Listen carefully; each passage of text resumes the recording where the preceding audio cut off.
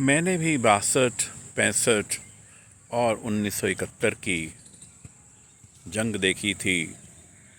Civil defence की तैयारी की थी स्कूल में, कॉलेज में और यूनिवर्सिटी में। फौजी भाइयों के लिए डिफेंस फंड के लिए कैंटीन लगाई थी, चाय बेची थी, वगैरह वगैरह। ये बहुत दुर्भाग्य होता है कि युद्ध शुरू हो और नौजवानों के लिए बहुत कुछ सीख देता है इस तरह का युद्ध का काल। मुझे याद आता है कि जो सिविल डिफेंस की भावना हमने तब सीखी थी, जो आज की जनरेशन है, इनको वो मौका नहीं मिला भगवान के दया से सीखने का, मजबूरी नहीं हुई। और जो अभी पिछले 2-3 दिनों में ब्लैकआउट की कोशिश हुई, वो बहुत वक्त लगा, बहुत कोशिश ज़बरदस्त बार बार करनी पड़ी कि लोग बत्तियां बुझा लें। और कईयों ने बहस भी की कि वो ज़माना गया जब अटैक जो थे लाइट देख के होते थे। पर फिर भी पता लगा कि हज़ारों बच्चों ने सिविल डिफेंस के वॉलंटियर्स के लिए अपने नाम रजिस्टर किए। उनकी भीड़ की तस्वीर देख के, उनका जोश देख के लगा कि इस एनर्जी को, इस जोश को हम थोड़ा इस्तेमाल करें उनकी डेवलपमेंट के लिए और हमारे देश की डेवलपमेंट के लिए और पूरी मानव जाति की समृद्धि के लिए। ये एक मौका होता है जब स्किल डेवलपमेंट का और नॉलेज डेवलपमेंट का एक एपेटाइट होता है बच्चों में। हम सभी पेरेंट्स का, अध्यापकों का, स्कूलों का, कॉलेजेस और यूनिवर्सिटीज़ का एक कर्तव्य बनता है कि इस मौके पे चौका लगा दें और बच्चों को किसी तरह से ये समझा लें कि बच्चों, history of all wars, history of Indo Pak wars, history of Indo China war, लोगों ने किताबें लिखी हैं, लोगों ने रिसर्च की है, डिफेंस स्टडीज़ वालों ने। आप भी थोड़ा इसके बारे में पढ़िए, देखिए और सुनिए। अच्छे चैनल से, अच्छे पॉडकास्ट से, अच्छी टेडक्स टॉक से। इसके अलावा एक मौका है जब बच्चे इंटरनेशनल रिलेशंस के बारे में सीखते हैं, इंटरनेशनल डिप्लोमेसी के बारे में सीखते हैं और हमारे फ़ौज के इतिहास के बारे में सीखते हैं और हमारे फ़ौज के 12 हीरोज़ के बारे में पढ़ते हैं। इस सब के अलावा आज की डिफेंस इंडस्ट्री में साइंस एंड टेक्नोलॉजी की बहुत ज़्यादा एक डेवलपमेंट होती है और उसका रोल है, और ये एक बहुत बड़ी प्रेरणा दे सकता है हमारे नौजवानों को। और अब तो वक्त आ गया है कि लड़के लड़की दोनों को, ये जो दो ब्राइट यंगस्टर्स, सोफिया कुरैशी और व्योमिका सिंह, हमारे एक्सटर्नल अफेयर्स सेक्रेटरी के साथ बैठ के जो ब्रीफिंग देती थी, इन्होंने बहुत क्यूरियोसिटी पैदा की है नौजवानों में, ख़ास तौर पे होनहार बच्चियों में। इसी को राष्ट्र हित में भुनाने के लिए मैंने कुछ सोच विचार किया और सोचा कि कुछ बातचीत कर लूं। आज मैं 2-3 दिन के बाद में बाहर निकला क्योंकि लग रहा था कि हमें सिविल डिफेंस की खातिर घर में ही रहना चाहिए। कब सायरन बज जाए और आपको कोई शेल्टर ना मिले तो मुश्किल होगी। अभी भी बहुत से लोग घर में ही हैं, पर क्योंकि मैं ऊब गया था अंदर बैठ के, और तो मैं अपने फेवरेट पार्क में आया हूँ। और मेरा सुझाव है पेरेंट्स को, स्कूल्स के टीचर्स को और कॉलेजेस और यूनिवर्सिटीज़ के स्कॉलर्स को कि हम किसी तरह से इन बच्चों को, सभी को ड्रोन्स के बारे में क्यूरियोसिटी है, सभी को मिसाइल्स के बारे में क्यूरियोसिटी है, सभी को हमारे जो फाइटर एयरक्राफ्ट्स हैं इनके बारे में क्यूरियोसिटी है। क्या बढ़िया नहीं रहेगा कि अगर हम इनको किसी तरह से इनके एपेटाइट को इन्हीं के भविष्य के लिए भुना लें?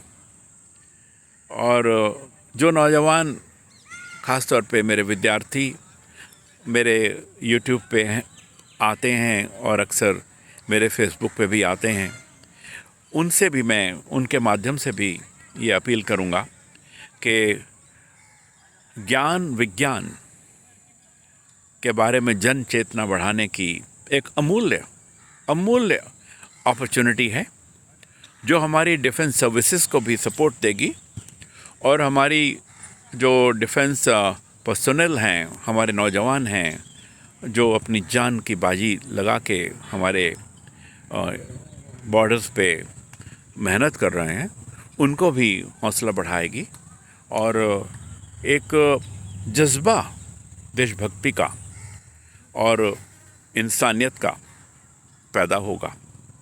और ये अगर इसके कारण लाखों करोड़ों नौजवान कुछ सीख गए स्किल्स सिविल सर्विसेज के लिए, डिज़ास्टर मैनेजमेंट के लिए, सिविल डिफेंस के लिए, और उन्होंने सभी को ये सिखा लिया कि जब भी कोई ऐसी इमरजेंसी होती है उसमें self help is the best help, and helping your families, helping your neighbors, helping your schoolmates, helping your college mates is the easiest and the best help available.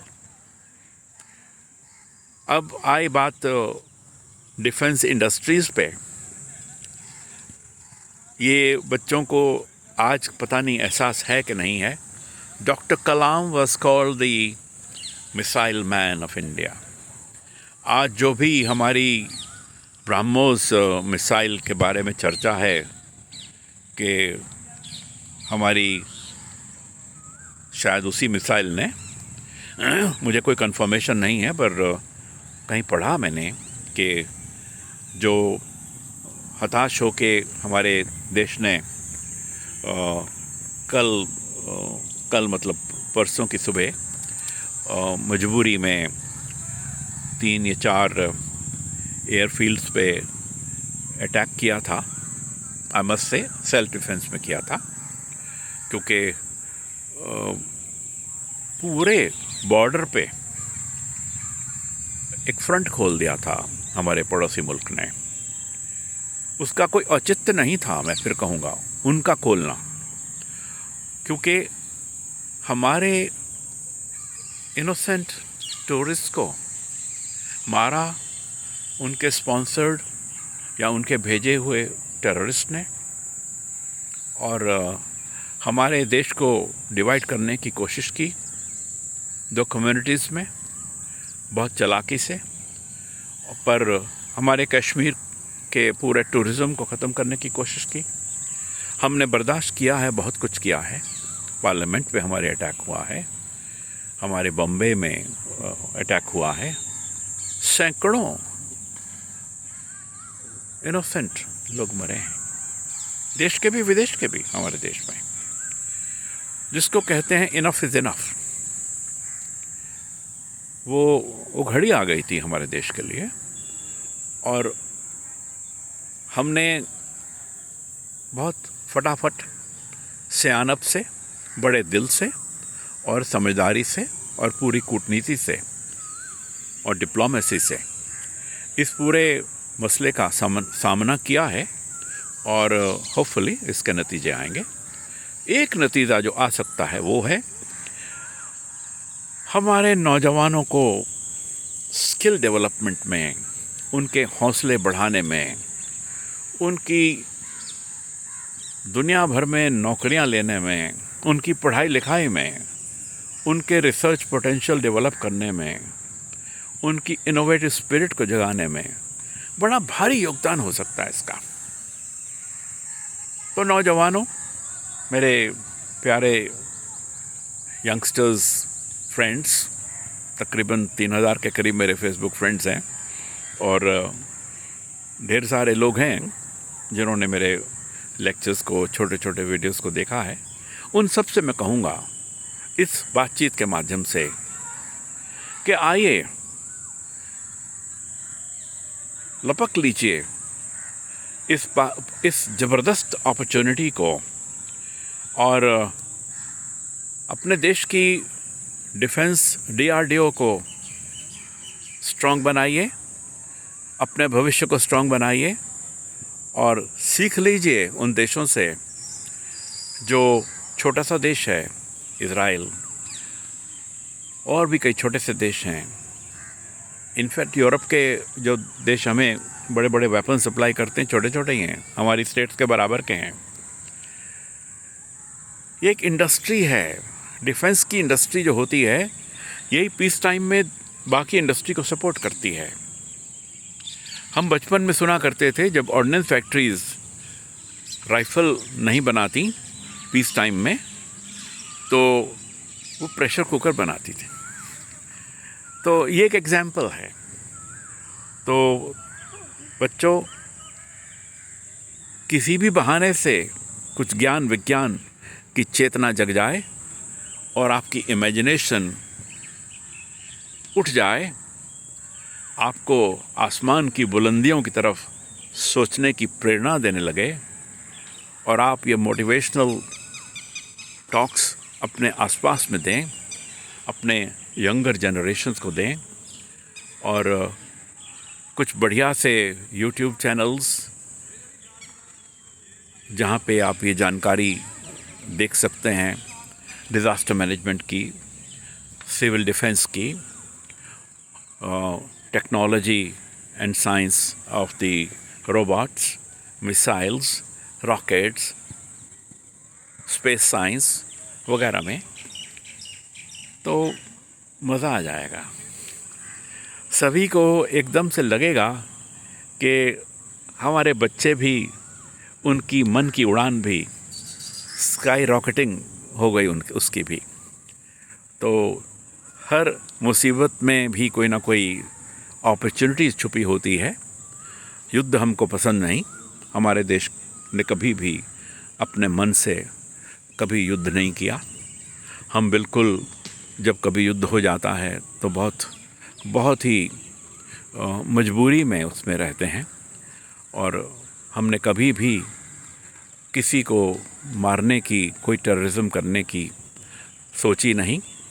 पर अब हमने ये ठान लिया है कि हम बदतमीज़ी बर्दाश्त नहीं करेंगे, हम टेररिज्म बर्दाश्त नहीं करेंगे, पर हम अपने पूरी जनता को और पूरी दुनिया में हमेशा शांति का हमने हमेशा संदेश भेजा है।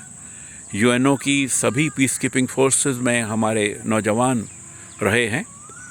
अब तो बहुत सारी हमारी महिलाएं भी वहाँ जाती हैं। तो let's use this opportunity, let's grab it, let's rise to the occasion. ये ख्याल अगर उधर भी जाएगा, पड़ोस में भी, कि साइंस एंड टेक्नोलॉजी से ही तरक्की होती है, टेररिज्म और युद्ध से नहीं होती, तो देर सवेर वो भी इन वॉर मॉन्गर्स को, टेररिज्म के स्पॉन्सर्स को लात मारेंगे। क्योंकि ये पूरा लैंडस्केप साउथ एशिया का बहुत सुंदर है। एक ही लोग हैं, एक ही परिवार है। ठीक ठाक हो जाएगा पढ़ाई लिखाई से, रिसर्च से और भगवान की दया से। God bless you, God bless.